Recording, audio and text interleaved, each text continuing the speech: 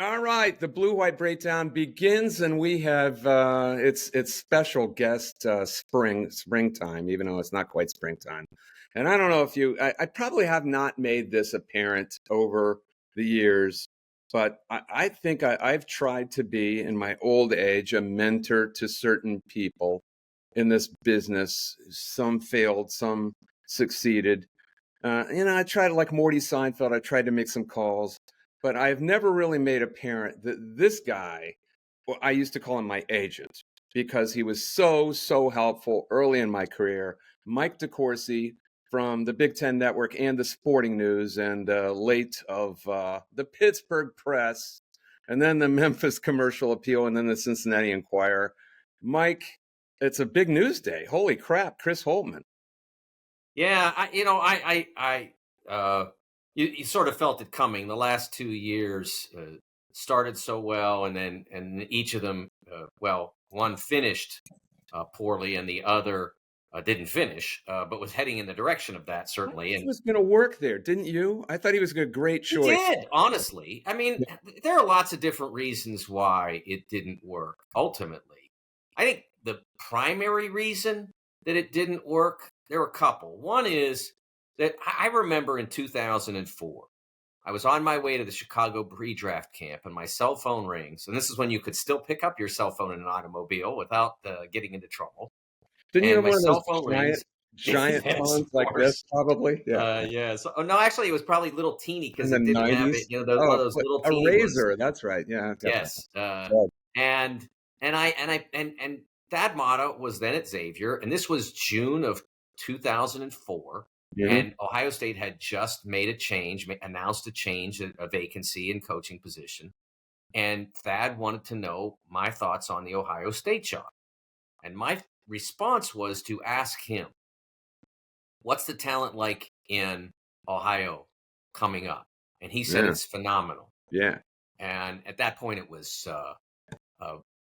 Dallas Lauderdale and oh gosh, now the names are starting to fade into the background. We're both old, buddy. We're getting. Yes, I'm older than you, but you're old enough. David Lighty was then. Yeah. The great shooter John Diebler was coming up. So they had there was lots of talent. Of course, that was Mike Conley in the Mike pipeline. Conley was Indiana, and Greg Oden was Indiana as well. So he was very connected to them. That was my point. I mean, the talent in Indiana was pretty damn good too, right? Yes, and he could get those guys to Ohio State. He certainly wouldn't have gotten them to Xavier. As connected as he was from his time at Butler, he would not have gotten them to Xavier. So I said, basically my message was, if the talent in Ohio is great, it's a phenomenal job. Now, things are different now. It's 20 years later, and recruiting isn't quite as regional as it was then. But I still think that Ohio State is best when Cleveland, Dayton, Columbus, Cincinnati are producing exceptional players. I think that's when Ohio State is at its best. The state has not been great lately in that sense. So that's part of the problem, small part, or at least some part of it.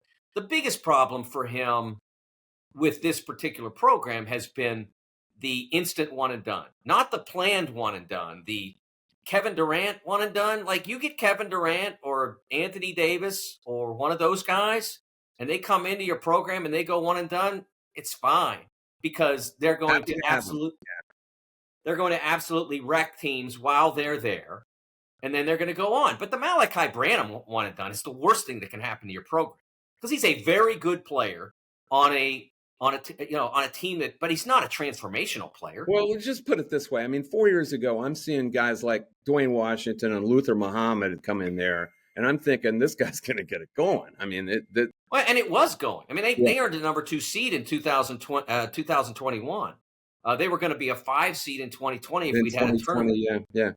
So it was going. But then the Branham thing happens, and that happened 2 years in a row. And you can't.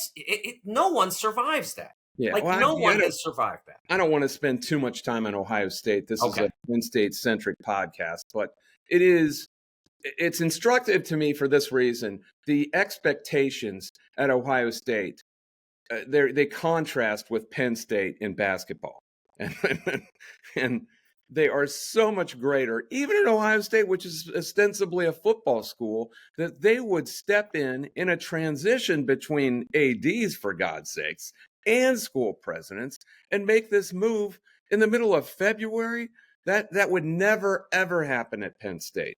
It never happened. But when Chris Holtmann has a big losing record 2 years in a row, the expectations there at Ohio State are much greater. Now, contrast that with what you've seen. I would like you to characterize Penn State basketball over the years, and we'll go back to Penn State football and how we met, and you sitting next to me in Beaver Stadium's press box in 1991 and teaching me all about Joe Paterno. We'll get to that. But you're what we know as a basketball expert. You have had an incredible career in that vein, and you have a worldly view such that it is about Penn State basketball. What is it? What has been their problem? What do you see? Well, I think that the problem starts with geography. Yes, Ohio State is a football school, but it's a football school that is in a major metropolitan area. So they are right away. Ohio State and Penn State are not the same. Central Pennsylvania, State College is beautiful. It's one of the really lovely places in America, and State College itself is a great town. And Penn State is a great university. My sister holds a degree from there. They still have $300 of my dollars from when I was going to go there before I was offered a scholarship. I know where you're going. Bob Knight's quote: "I've been to Penn State. It's a goddamn camping trip. There's nothing around for 100 miles." No. When they were invited into the league, that's what he said. Yeah, well, Bob's been wrong about a thing here. But my point is that look. Bloomington's in the middle of nowhere. So is Lafayette. No, Bloomington is 45 minutes from Indianapolis, and it's in the middle of a state that. All right. What about Champaign? Well, Champaign, it's a great question. And again, Champaign is 2 hours from Chicago. It's different from being 2 hours from Pittsburgh, which it almost is now. But it like when I was growing up, it was 4 hours before they started opening up highways. Well, it's not anymore. I know. But Pittsburgh's not a great metropolitan area to have access to because it's not a great basketball market. What about this? What about, is it really about love of the game? Some of it just don't have it up there. Well, I think there's a passion for Penn State, first of all. Yes, that's reflected when Penn State is good in basketball, and it has been in anything. But there are places that have embraced it more passionately in the league than Penn State has. I think some of it is the building is big for what the traditional, for what the community is and for what the traditional interest level has been. I think if they had a basketball building that went 10-ish, that it would be packed a lot and that it would be a better home court advantage than Bryce Jordan has been. With steep sides and close-in baselines and I mean it. But Dave, I think it's important to say that despite the obstacles, Penn State has overcome those obstacles more often than some places have. They fought to as well, more especially recently. They have been. They were the ones who hired Micah Shrewsbury, and that was an inspired idea. Yes, it was. And I think they replaced him really well with Mike Rhodes.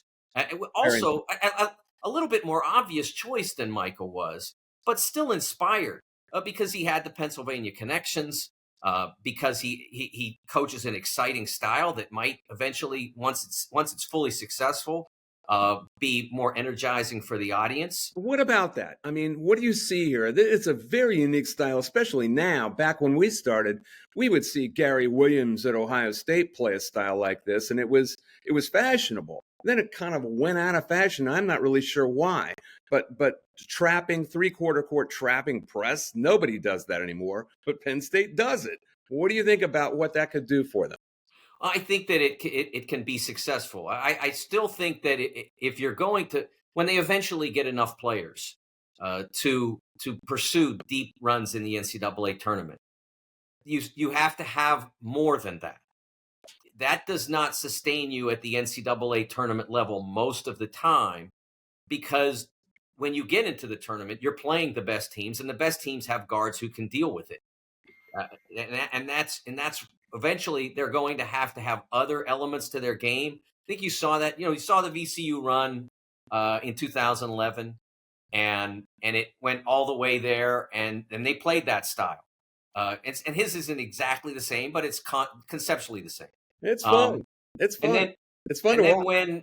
When after that, they were still very successful on a league level. They were winning league games, Colonial and Atlantic 10 eventually, but they weren't advancing in the NCAAs because of, in part because of that being something that is not it's not going to work against the best players. It's not consistently. So you have to have other elements. And I think that once you build that roster, I think you work in the other elements, and then you become a successful team in the NCAAs as well. So are you moderately bullish on Penn State basketball right now? Yes. Is that accurate? Okay. Yes, I think I would say yes. Obviously, we have to see where the recruiting goes, both now in the high school level and, of course, in the portal as well. Sure. But I like what Mike's doing. I really do. And I like that. One of the things I really like, Dave, is how well he's kept these guys on board. I'm telling you. It's not easy when you're struggling to stay on board and to get fully invested in making a run in February, and that's happened.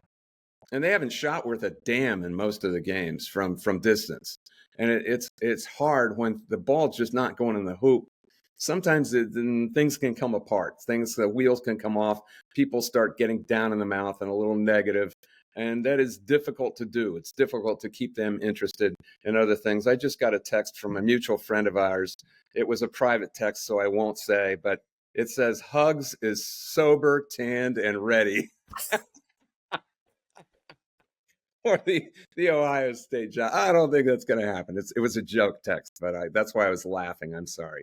I also got a joke text from a coach in the business about Hugs. So yeah, he has a background at Ohio State. His brother played there, as you remember. He coached there as well. I remember. And if he were 55, I could see it.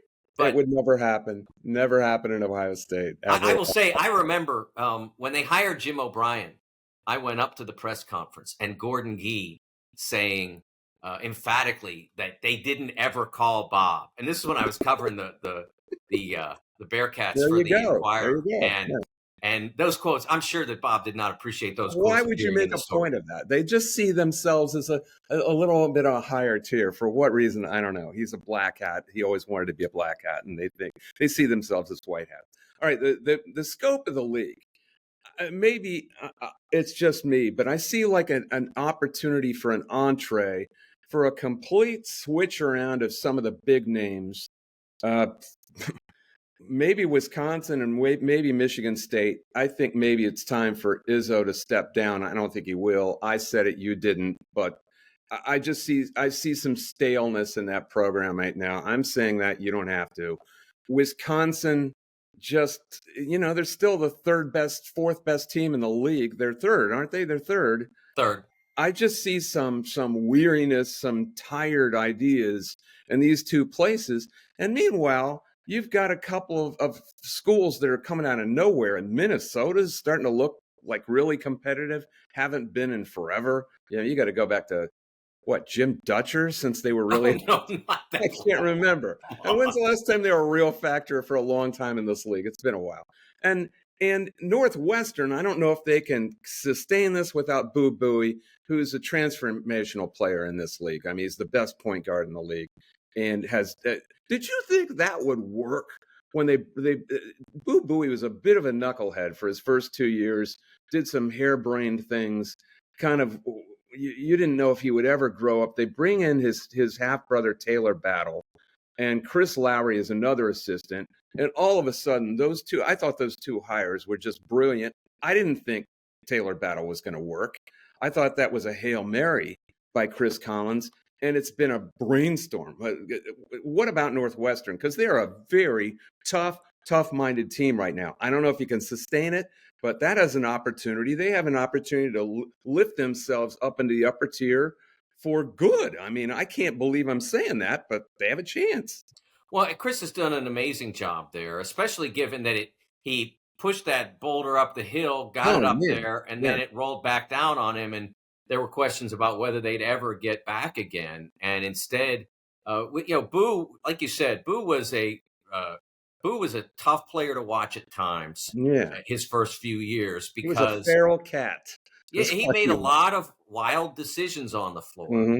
And last season, all of a sudden, was completely transformed and became an all-league first-team player.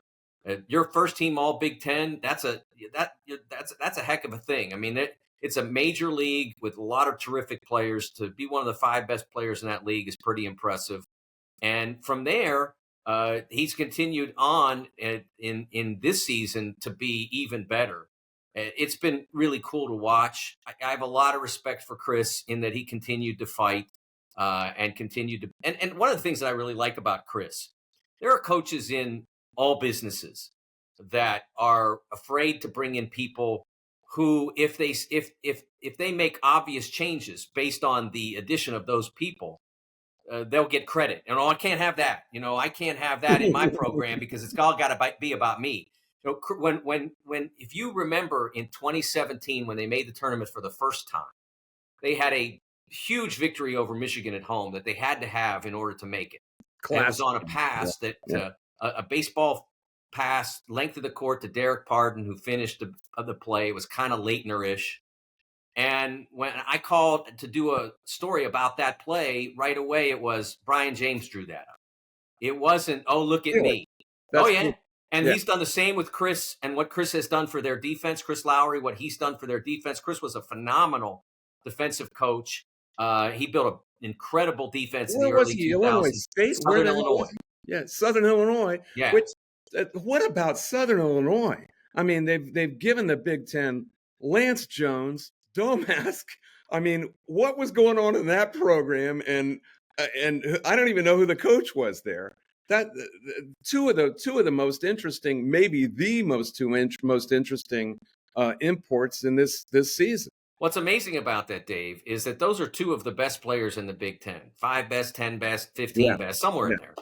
And they weren't good. Yeah. They were not a good team. They had 2 of the best players in the Big Ten, and they weren't good.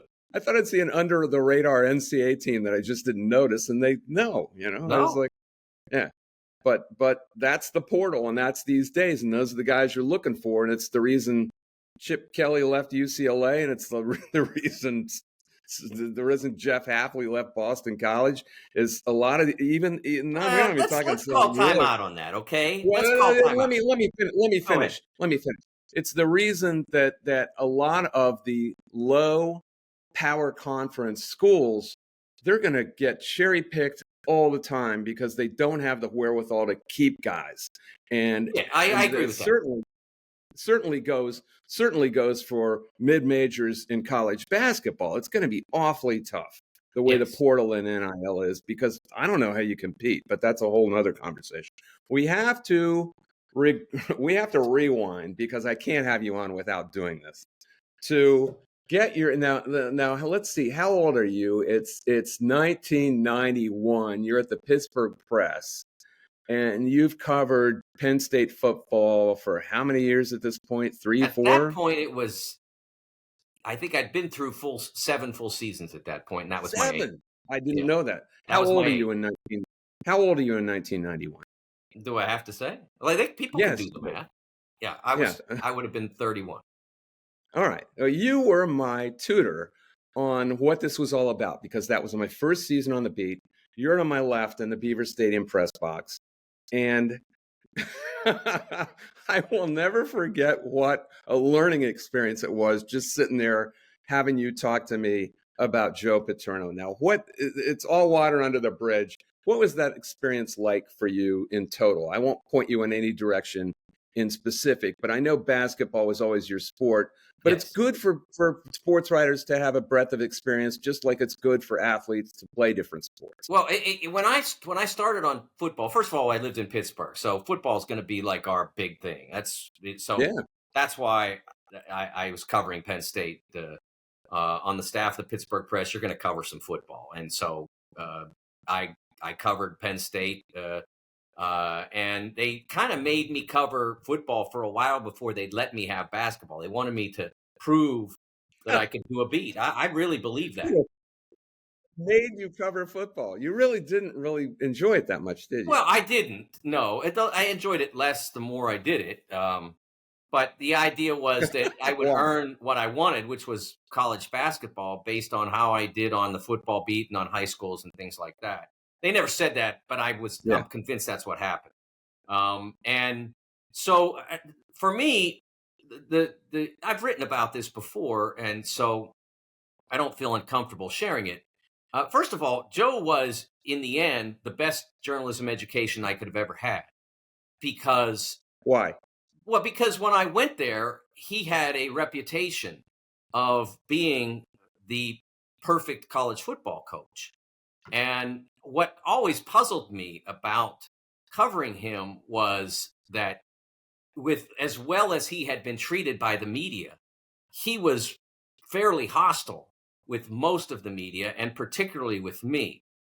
And I always thought that was interesting because I was young. When I first started on the beat, I was 24 years old. He could have, to an extent, in so many words, molded me if he had been cooperative and sort of put me in the direction that he wanted me to be in. And instead, he chose to be combative, which is his right. It's totally up to him. Why do you think he did that? Why did he do that? Do you think? I don't know. At the point I joined him, he in 10 years earlier or so, he had gone around the state into every newspaper, especially the big newspapers, Inquirer, Daily News, Pittsburgh Press, Pittsburgh Post-Gazette, and actively lobbied that they should be covered on a daily and weekly basis in a way that they hadn't been. Yeah, it's a different time. But they had not been, at that point, been covered by those big papers, and he wanted them there. And then once he got them there, he didn't want them there. In so many words, like it made you feel like he didn't want them there. Did you ask questions he didn't like? Oh, I'm sure I did, and part of that was being young, and part of that was that he wasn't going to want any questions that were adverse to what he was trying to accomplish. I know I asked questions that weren't the best. I was young. I hadn't been doing it. Give me an example. Do you remember? You must remember something. I remember one time I asked him if he was surprised. They played East Carolina. It was 85, I'm going to guess. This is probably my second year on the beat. I'd have to look it up to be sure. They played East Carolina. They won by a very narrow margin. I don't remember the score, but it was less than a touchdown. And I asked him if he was surprised by how competitive ECU was, or something like that. And he pounded the table and said, "You guys drive me absolutely up a wall." That was his opening line there. I remember that. I don't remember what he said after that, but I remember him saying that. And that was a bad question. It wasn't a great question. It wasn't phrased right. I get that. But again, it was being new to the business. But what struck me about it, when I got there, practices were closed, which I've never believed. And it's almost standard practice now. I've always believed that's the worst thing a coach can do, because it automatically puts the reporters into a knowledge deficit. And so if you are in practice as a coach and you are instructing players to do this, that, and the other, and then they go out on the field on Sunday, or Saturday, I should say, and don't do this, that, and the other, then it's on them. To me, it's on them because I've seen them instructed to do those things. But if in the reporter's eye, it's on the player making the mistake. But if you are out there and things don't work, so I don't know, you didn't do this, that, and the other, but were you told to? How would I know? I wasn't in practice. The best example I could ever tell you about relative to that concept is I covered Memphis, the University of Memphis, when I left Pittsburgh, and I covered Larry Finch, and every one of his practices was open, I was there every day because I was the Tigers beat guy, and that's what was required. So I was there every day, and they had a player whose name I won't use, but who was a big high school star in Memphis, and the nicest young man you could ever want to meet. But relatively disengaged from the practice of playing college basketball. It wasn't that interesting. And so in practice, Larry would say, go left here. And then the play would start and he would go right. And I'm exaggerating that, but not by much. I mean, it was that opposite and it was that consistent. So so this is my first or second year on the beat, his family requested a meeting with me and my editor to talk about why Larry never played this guy in games. And so I said, okay. And we had the meeting and they asked what I saw. And I said, well, I'll tell you, he's the nicest young man you could ever want to meet. But when Larry says left, he goes right. And the father is like not listening to me. And the uncle's like, really? And so then wait a minute. The father of the kid who didn't listen also wasn't listening? Is that what you're saying? Yes, exactly. So then on that Saturday, they protested outside the Pyramid, which was the arena where the Tigers played. God. They were carrying picket signs. And I'm telling you, if I hadn't been in those practices, that would have been A1 in the commercial appeal. And for me, it was a note. It was in my notebook. That's how little it meant, because I knew that they weren't right. And that's what I learned over time. But Joe was like that. And so from the time I got there, he kept closing doors that had been open. When I first started, you could go into the locker room on Thursday. So I would go up to State College on Thursday from Pittsburgh so that I could be in that locker room and I could interview players like Pete Giftopoulos. I remember having a conversation with Giftopoulos about U2 because they were playing Three River Stadium and I'd never heard one of their records. And he was explaining to me why U2 was great. Wow. These are kinds of things that I remember. Michael Zordich. Who was terrific safety on the early teams I covered. And he was the snappiest dresser. And I was young and getting interested in clothes. And we had conversations about, there was a boutique in State College where he got all his clothes. And I don't know if it's still there. It was called Michael's. So if they're still there, here's a free commercial or whatever. But I met those guys and I knew them. Yeah. And by you're talking about personal stuff. Yeah. By the third year, no, couldn't do that anymore. I was around the third year. Then they would bring players out. And I got to know John Schaefer that way, who I knew really well when I covered him. And by the fourth or fifth year, couldn't do that anymore. You could only talk to players on a conference call. And so they're being babysat by representatives from media communications. Yeah. And so he kept closing doors. And I never believed that was the best way to handle it. As I said, I was young. I'm sure I made mistakes, but the way he, as combative as he was, rest his soul, it was not great at the time, but it helped me to become a better reporter and a better journalist because it taught me not to take things at what amounts to face value. Whatever everybody else says is true, that means it's true. No, you have to find out for yourself. Do you remember the Miami game in '91 at Miami at the Orange Bowl? Yes, I do. And yes. Are you going to bring that up? And the post game, yeah, I am. And the post game press conference. You want me to explain it, or will you? I remember how I described. I remember how I described it in the paper. The press conference, or what you want to call the press conference. The words I used.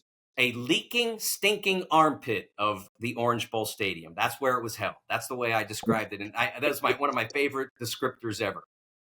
We were underneath the stands. They were vacuuming the stands or blowing them with the air blowers to move all the cups and stuff over our heads.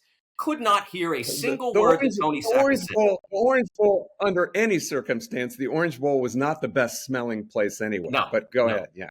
It was not. And that was one of the worst places. And I could not hear a word that Tony Sacco was saying as a result, because I was not in the front row. And he answered 4 or 5 questions, if that. And then the director of communications hustled him off the stage, and I got upset. I said, I couldn't hear a word he said. It's impossible in this circumstance. You have to let. Well, I remember Paterno on a box. I think they brought a box like that for him. It was the end zone giant portal where they bring trucks in.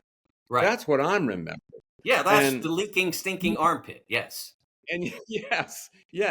And it's in that under the bowels concourse under there. Yes. Everything's echoing. There's probably a ring of, it's a big game. It was a 26-20, I think, win for the eventual national champion Miami Hurricanes. And a really good game. And it's like the surface of Mercury in there all day. It was in September. It was like 90.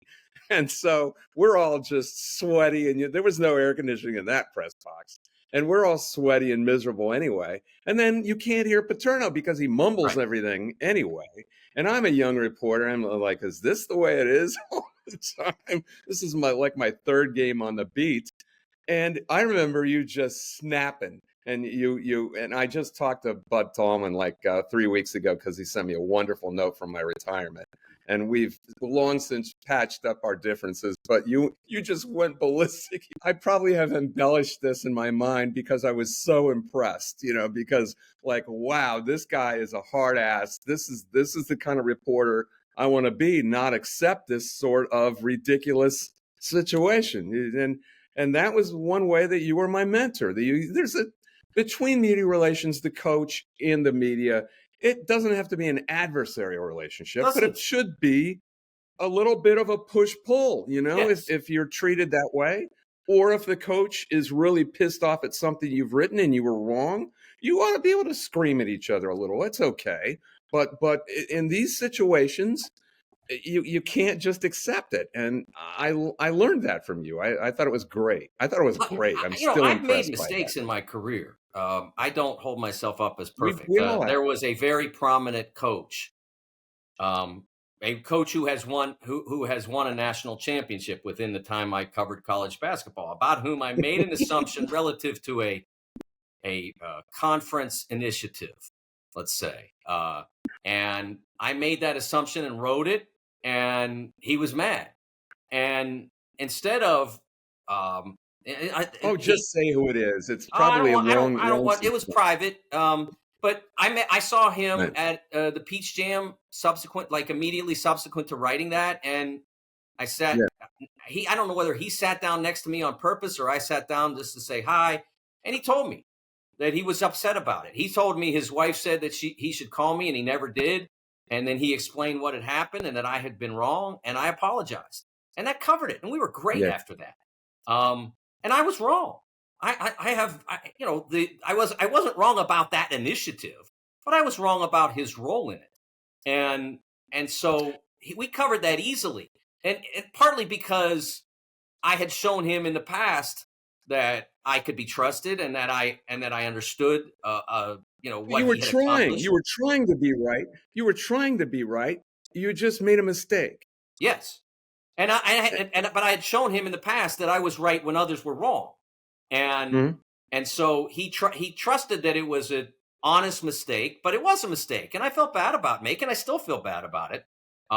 Even it's been a decade. I tell that story sometimes to show that I'm not infallible, that I have made mistakes. And as I said with Joe, that question, the East Carolina question, was a bad question.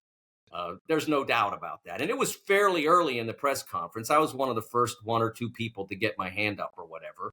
And it was a bad question, but it wasn't, you can react however you want to a question. I will tell you a story about bad questions, and it wasn't a bad question, this one, but I'll tell you a story about how a reaction can happen.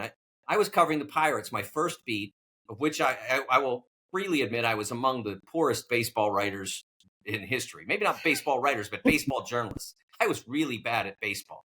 But this time I was covering the Pirates on a Saturday night. So I had an early deadline, and the Pirates were playing the Mets in Shea, and Wally Backman hit a deep ball to center field. And I would still say that the center fielder in question, who was an all-time, was a great player for the Pirates, Omar Moreno, and I know how fast he was, and he did not look like he was spending all of his 4.4 speed on getting that ball. So I asked it as diplomatically as possible when I talked to Chuck Tanner, who was the single nicest person in the history of people. And I said, did you have any problem with how Omar played backman's ball? That's how I asked it. And he said, no, we always play backman in. And I said, that isn't really what I meant. And then he knew. And he went on fire for 5 minutes. And I said, even you can ask a question the right way and be as diplomatic as possible and still get a manager. Well, was he backing up? Was he having Marino's back, or was he? He was having Marino's back. He was saying, his guys don't lollygag. Okay. Lollygag. There's a word for you, right? Even if he didn't believe in himself, he had Marino's back, and that's what he was doing. Yes. Okay. My larger point. We got to get out of here, but my larger point is, I think it's okay to scrap with coaches back and forth. And somehow that seems to have been lost. And I don't want to sound like the cranky old man, but when anything happens where it looks like a contentious moment between a coach and a reporter, it makes this giant stink. And I really have a problem with that. Do you? Well, I think that's social media, Dave, because everything's recorded and everything can be viral. Now in the past, that moment, there were like 6 of us there. And maybe some of the New York radio guys got it on tape. But it wouldn't have been a big deal even then. It wouldn't have been a big deal even then. It wouldn't have. If there was a social media, that wouldn't have gone viral because that kind of stuff happened every week. But it wouldn't have happened every week if there were social media then, is my point. All right.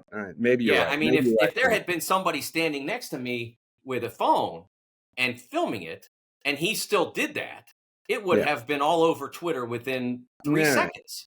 Okay. So you think it's a technological thing. I think it's a generational thing. Maybe it's somewhere in the middle. Regardless, we've gone long, and I knew this would happen. And, there's so much we missed and so much we could have talked about. I have more respect for you than anybody else, as much as anyone in the business. And I thank you for coming on the Blue White Breakdown, Mike. It's been a pleasure. Absolutely.